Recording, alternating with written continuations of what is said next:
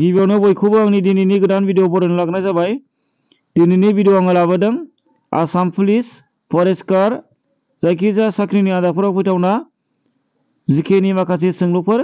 बेखायनो नोंथांमोना भिडिअखौ जोबजासे नायलांबानो जाबाय। दिनैनि भिडिअआबो जोबोद इम्पर्टेन्ट जागोन। जायखिजाया एग्जामनि थाखायनो नोंथांमोना कमेन्ट खालामबानो जाबाय। गाहाय गासै 20टा कुइसन दङ। बे 20टा कुइसननि गेजेराव नोंथांमोना मोनबेसे कुइसननि एन्सारखौ गोसोआव दङमोन कमेन्टआव खिन्थाहरनो हागोन। दा कुइसन नम्बर 1 दङ हु वाज फाउन्ड बाय ल'डि डायनास्टि। ल'डि फोलेरनि गायसनगिरिया सोर होननानै सोंदों। बिनि फिननाया जागोन अपसनफोरनि गेजेराव अपसन सि बाहुलुल ल'डि। कुइसन नम्बर 2 दङ in which year Saraighat bridge was constructed. Saraighat दालाङा माब्ला लुफुंजादोंमोन। बिनि फिननाया जागोन अपसनफोरनि गेजेराव अपसन डि 1962 मायथाइयाव। कुइसन नम्बर 3 दङ Mohiniyattam is a classical dance of which state. मोहिनीअट्टमआ बबे रायजोनि मोनसे गोजाम मोसानाय होननानै सोंदों। बिनि फिननाया जागोन अपसनफोरनि गेजेराव अपसन ए केरेला। केरेलायानो जागोन थार फिननाय। कुइसन नम्बर 4 दङ which of the following is not the member of the G20। गाहायाव होनाय बबेया G20 नि सोद्रोमा नङा होननानै सोंदों। बिनि फिननाया जागोन अपसनफोरनि गेजेराव अपसन बि सिंगापुर। कुइसन नम्बर 5 दङ हु इज द भाइस प्रेसिडेन्ट अफ इन्डिया। भारतनि लेङाइ हादरगिरिया सोर। बिनि फिननाया जागोन अपसनफोरनि गेजेराव अपसन ए जगदीप धनखर। दा कुइसन नम्बर 6 दङ बाय सोंनो जाहैबाय हु एमाउन्ट द फलोइंग इज द first receive Dada Saheb Phalke award. गाहायाव होनायफोरनि गेजेराव सोर गिबिसिन दादा साहेब फाल्के बान्था मोननो हादों होननानै सोंदों। बिनि फिननाया जागोन अपसनफोरनि गेजेराव अपसन सि देबिका रानी। देबिका रानीयानो जाहैबाय दादा साहेब फाल्के एवार्ड मोननो हानाय गिबि सुबुं। कुइसन नम्बर 7 दङ डिसेम्बर 10 इज अबजार्भ आस। 10 डिसेम्बरखौ फालिनाय जायो। बिनि फिननाया जागोन अपसनफोरनि गेजेराव अपसन ए human right day. Human rights day हिसाबै फालिनाय जायो। कुइसन नम्बर 8 दङ what is the name of second layer of earth atmosphere. बुहुमनि बारमण्डलनि नैथि थाखोनि मुङा मा होननानै सोंदों। बिनि फिननाया जागोन अपसनफोरनि गेजेराव अपसन डि स्ट्रेटोस्फियर। कुइसन नम्बर 9 दङ which is a human made environment। सुबुंजों बानायजानाय आबहावाया बबे। अपसनफोरनि गेजेराव बिनि थार फिननाया जागोन अपसन सि रड। कुइसन नम्बर 10 दङ lord Buddha original name was. इसोर बुद्धनि गुबै मुङा मा होननानै सोंदों। बिनि फिननाया जागोन अपसनफोरनि गेजेराव अपसन ए सिद्धर। कुइसन नम्बर 11 दङ व्हाट इज द केपिटेल अफ मिज'राम। मिज'रामनि राजथावनिया मा।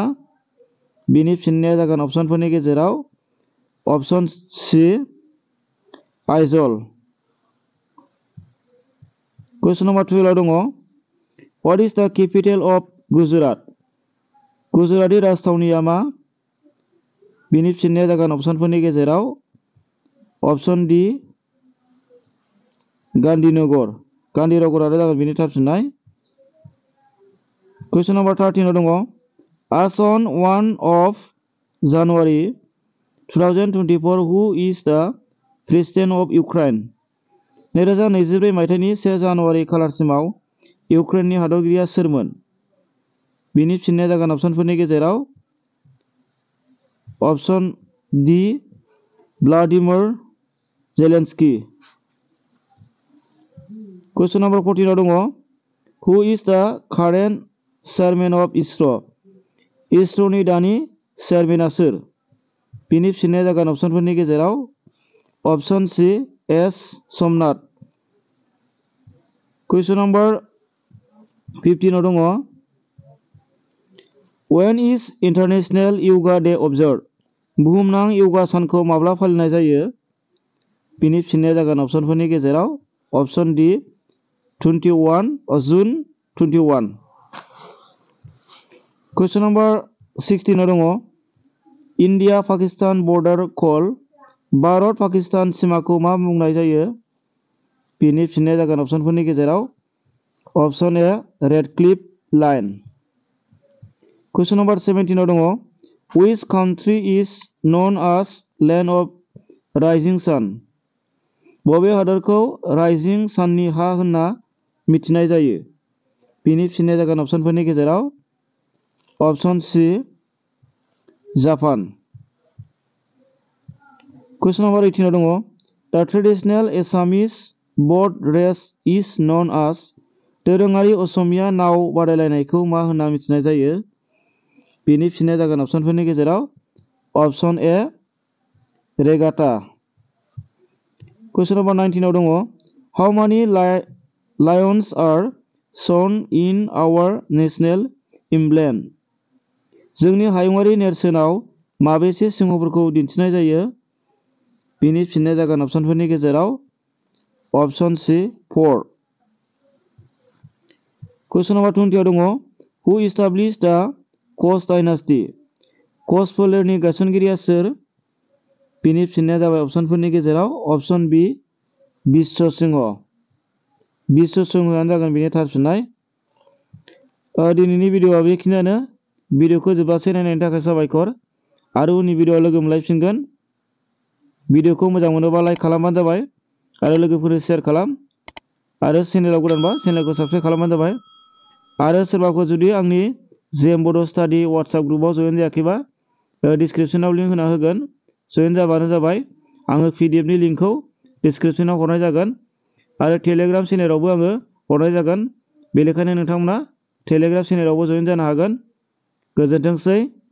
Thank you.